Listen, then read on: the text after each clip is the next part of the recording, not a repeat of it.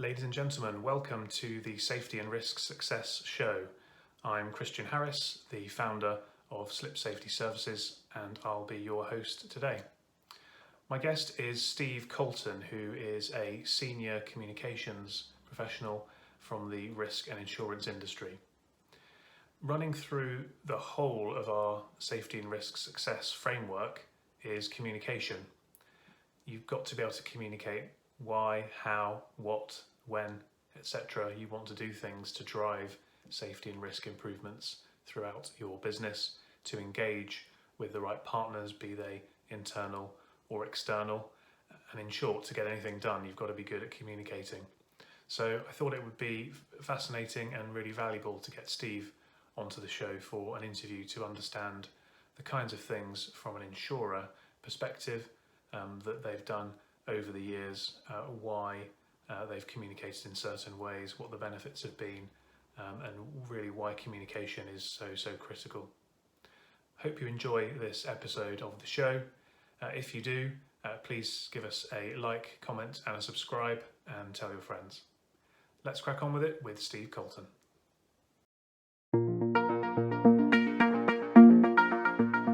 Yep. Okay. Steve Colton, welcome to the Slip Safety Show. Thank you for having me. It's nice to catch up on Zoom and get to see your wardrobes and mine, which is perfect. Yeah. Oh, thanks. Yeah. Sorry about that. I've got the same too. As with anybody, I think it's finding a room at the moment, Exactly. which is quiet. Yeah, no, exactly. And the people that listening to this on the podcast version are going to be thinking, what the hell are they on about? Yeah, exactly. But there we go. Should we start by just giving the audience a quick overview of you and your background? Yeah, no, that would be great. Thank you. So I've been doing communications for over 25 years. So I started out at NatWest many moons ago. Somebody very unkindly told me that I once had a real job, because when I first started my career, I was actually doing structured finance deals for universities and polys. Okay. I got into the world of communications because somebody said to me, actually, when I hear you present, you are pretty good at this sort of stuff. Have you ever thought about? And I hadn't. And I moved into the world of comms as a junior press officer at NatWest, worked my way through the ranks. And I've been doing now similar roles at household names like Aviva, Prudential, I worked for 10 years. And more recently, I moved into the world of specialty insurance and reinsurance with Aspen and most recently QBE. And so the remit sort of covers a number of things, or my remit covered a number of things, not least external comms. So all of the PR and in many cases communications direct with clients and clients brokers, but also internal comms, all of our digital communications, all of our sort of website type stuff, marketing, advertising. So it was a very broad remit, and on a relatively small team. So I mean, that's when it calls for a little bit of creativity. Yes, indeed. And I guess particularly in this, well, I suppose any sector, but particularly in this kind of sector of risk and insurance, is really important to get the comms right, isn't it? It is. I think. My team always laughed at me because the phrase I coined was actually value over volume, and what I meant by that was, you see a lot of organizations nowadays, in my view, just churning out a lot of comms. That's absolutely fine. But the reality is, I mean, if you're a journalist and you're on the receiving end of, 10 press releases every single week, it sort of slightly dilutes what you're actually trying to do. So when I talk about value over volume with my team, It was, let's do the basics really, really well. Let's get the messaging very distinct.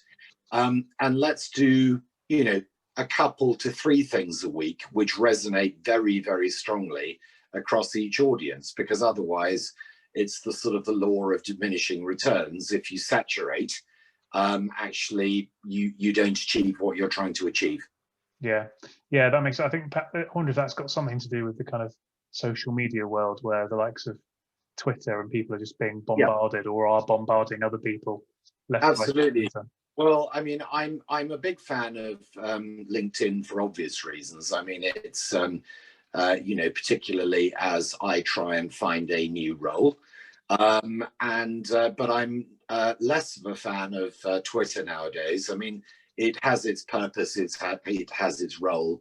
I was on Twitter for several months earlier on in the year, but I made a decision to come off Twitter sort of late in the summer, because to that very point, I was reading stuff that, quite frankly, was utterly depressing, and people sort of almost having a pop at each other day in, day out, and I came off it. Yeah, and that was just following Donald Trump. And that was just following Donald Trump and a number of other people who will remain nameless. Yes, indeed. No. Not you, I swear.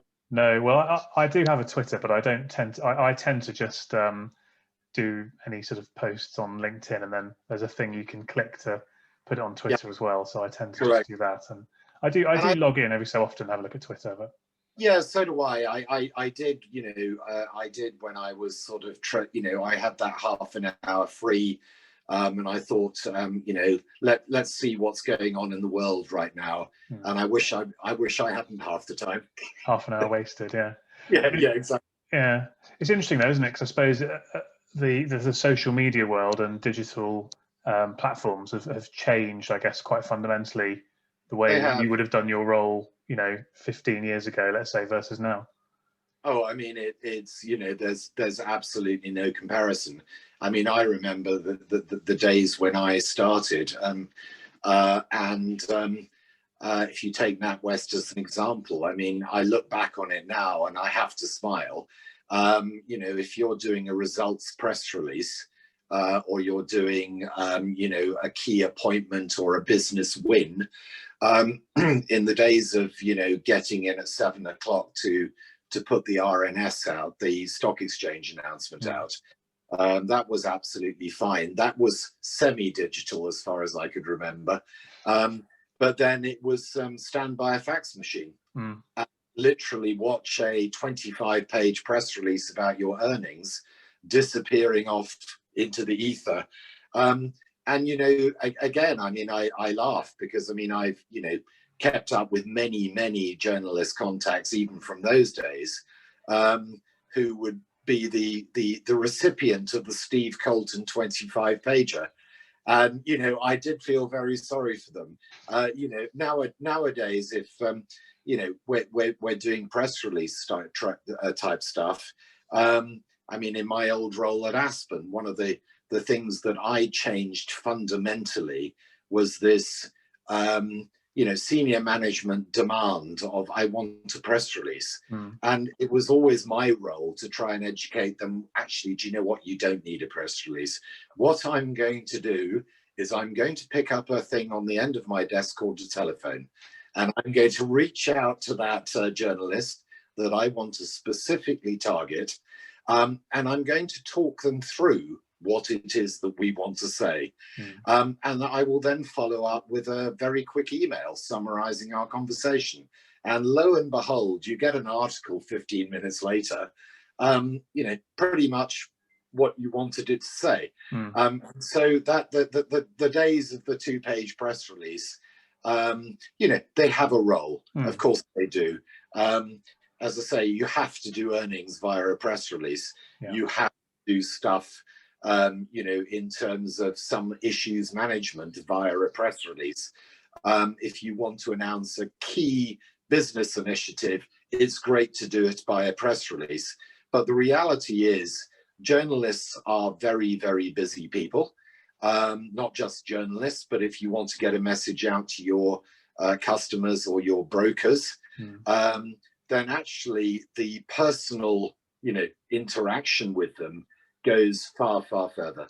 Yeah, I've found certainly in this year during the lockdown phase and since, where people have been less likely to be in the office, the phone Yeah, has become even more powerful because people actually are sitting at absolutely. home and you can get through to them on the phone. There's no gatekeepers and things. Well, I mean, it's the same with employees. I mean, I've worked with, companies who've had sort of 20, 30,000 employees, to reach all of those employees in different time zones.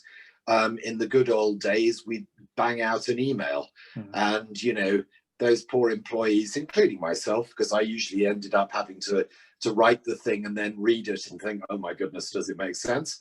It was that's absolutely fine if you're trying to reach somebody in Australia, but equally get somebody for when they get into the office in New York. Mm. But there are such things nowadays as town halls. I mean, a remarkable concept, but actually so easy to do. Yeah. And you can, in the middle of the day in the UK, you can reach out to any employee around the world.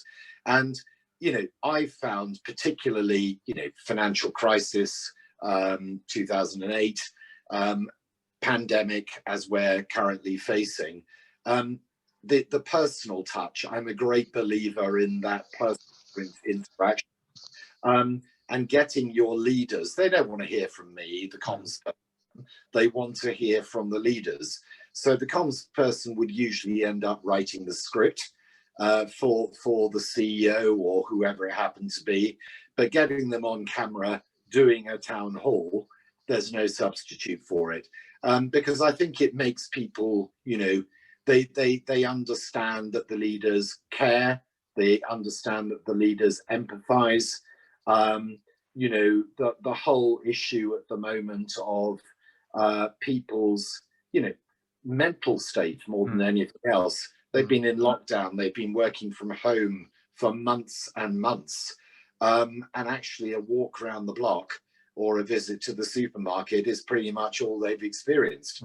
And as people begin to go back to work-ish, those personal interactions, I see some people don't ever want to go back into the office ever again. And that's absolutely a personal choice. But me personally, if I was working, it would be, something that would, mix it up a little bit. So a few days in the office, the personal interaction versus the days of the Zoom call. Yes. Yeah. No, absolutely. Empathy, you mentioned there, and I think that's Yeah, really critical when it comes to communication, because you have to, it's something that I'm always trying to do, is put myself in the shoes of the person I'm trying to communicate absolutely. with and empathize with them to figure out what's going to strike a chord with them, I suppose.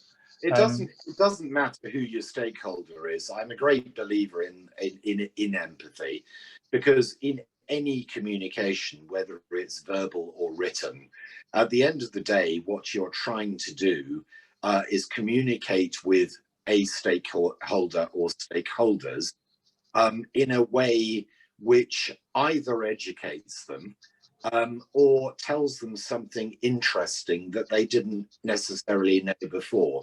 And it's taking that time to understand that stakeholder, reach, those stakeholder needs, Yeah. communicating in a way where they come off a call or they read an email or a press release or whatever it happens to be, and they say, that's great, I want to know more.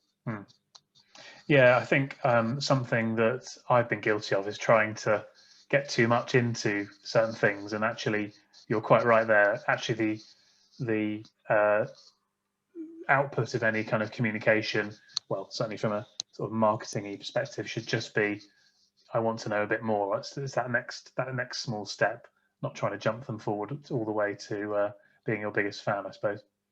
Yeah, I think it's almost the value over volume bit that I referred to earlier. When I took over my role, particularly at Aspen, we used to do a lot of stuff And I had to sort of work out quite quickly whether that stuff was actually adding value.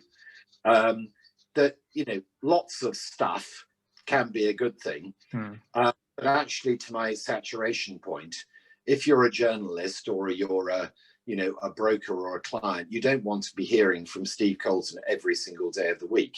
You want to be hearing from Steve Colton maybe twice a week. And when you do, you're saying to yourself, that's really interesting. I didn't know that. I'm now going to put in a call to the underwriter, and I'm going to say, I didn't know that your company actually did any of this stuff. And it's very relevant to this sort of conversation that we're having now in terms of slips and trips and so on.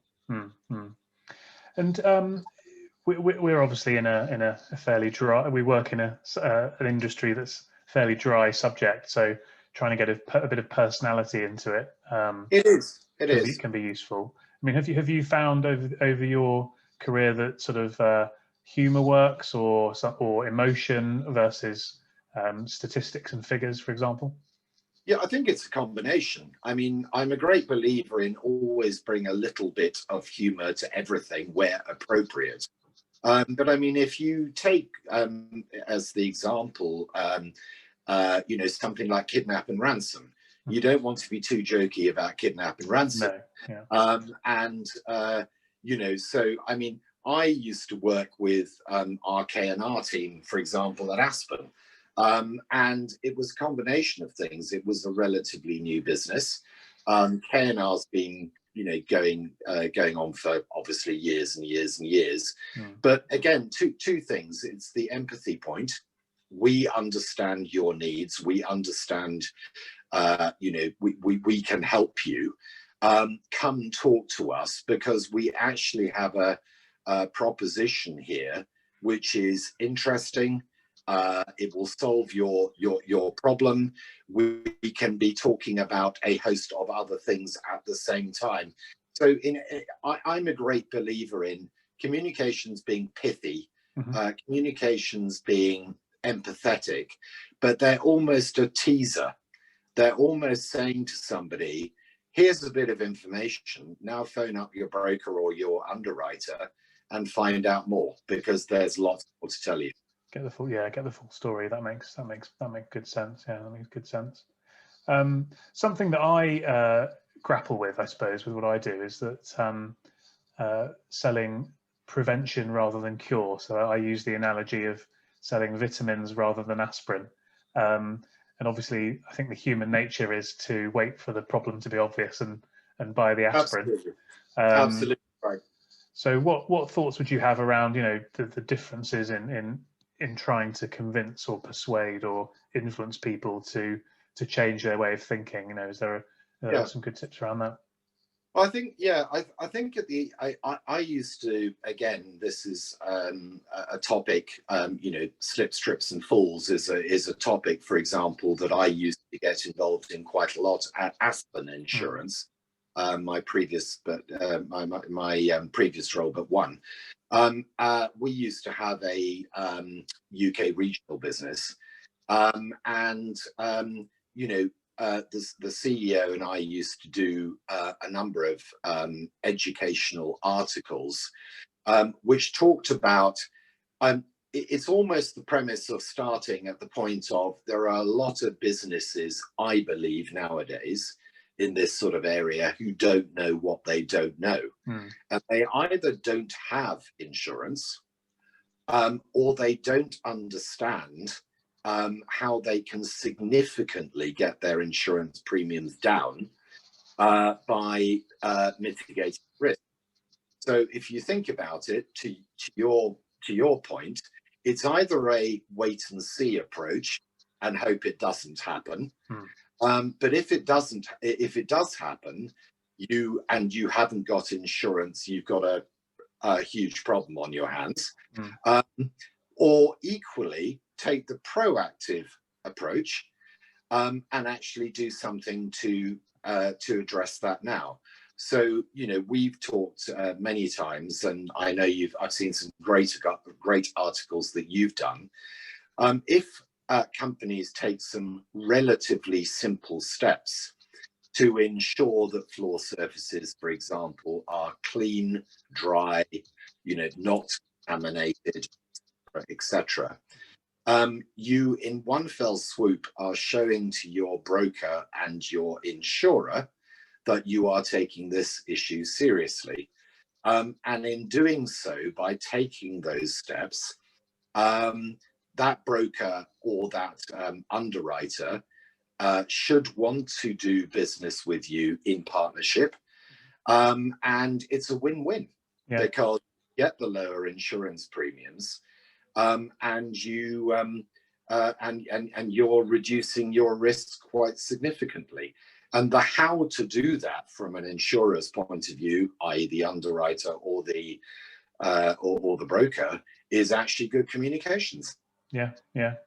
And that reminds me of a phrase which I don't know where I heard it first, but I like to repeat it, which is that if you're a client, don't think of yourself as buying insurance, think of yourself as selling risk. And Correct. That's when the communication works in the opposite direction. Then it's actually, what can you as the client do to communicate Absolutely. through your broker to the insurer that you're a risk of choice? Yeah, no, that's absolutely spot on. I mean, I remember writing a couple of articles a few years back where I almost, the headline was, insurance is almost the last thing you want to buy.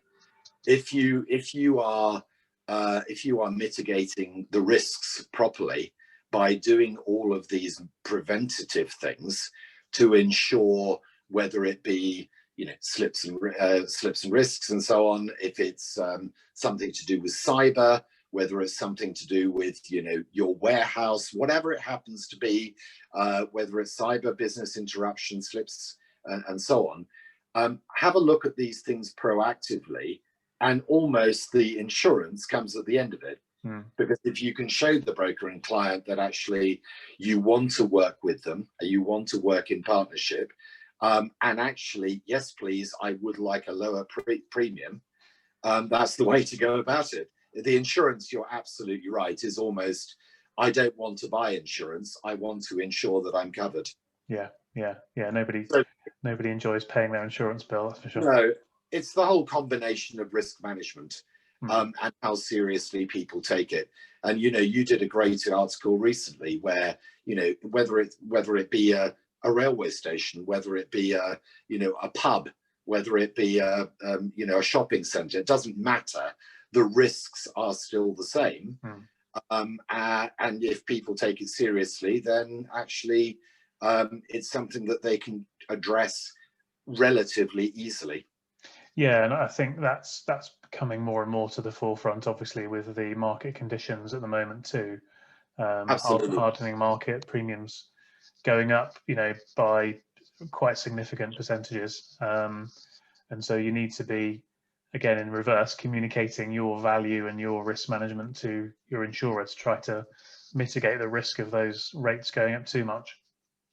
And I think also conversely, your key phrase there, the value, it goes back to the empathy point. If you are reaching out in a proactive way to businesses and showing that you are a subject matter expert and can add value by getting them to do some, as I said, very, very simple mitigation exercises and initiatives, then, from a customer perspective, that has to be a good experience. Yeah, absolutely.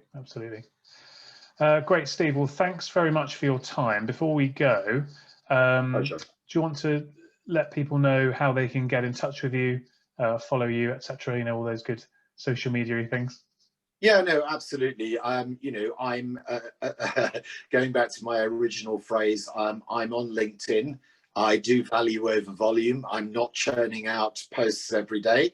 I am very selective in that, but I am between jobs is the elegant way I think to put it at the moment. I'm actively looking, and please do follow me. I am following a number of people who are relevant to me in either my field or my area of expertise. But absolutely, I'm very happy to talk to people, and at the end of the day, we're all in this together. This pandemic, I don't believe, is going anywhere very fast. No. And whether it be talking to you, I mean, you and I got together via a journalist friend and contact who put us in touch. The same applies for those of us who are job seekers at the moment. I'm very, very happy to chat to anyone, share experiences, help with CVs, help with applications, and equally the other way around. Yeah, I think in life you get out what you put in. So having that Absolutely approach, right. it has to be the right way. And yeah, you're right. We're all in this together. We've got to try and get through it as best we can, and hopefully there's enough of an economy left on the other side that we can recover as a country together. Yeah, no, absolutely. I mean, I'm I'm the eternal glass half full type of person. Yeah. I'm whatever means it takes. I mean, let's just hope that we can get through this relatively unscathed over particularly the winter months. And as you rightly say, the economy survives, but far more importantly, the well-being and welfare of people, is top of everyone's priority list. Absolutely, and that's a nice sentiment to finish on. So, thanks very much, Steve, and I look forward to catching up with you again soon. That'd be great, and thank you for having me. Cheers. Take care.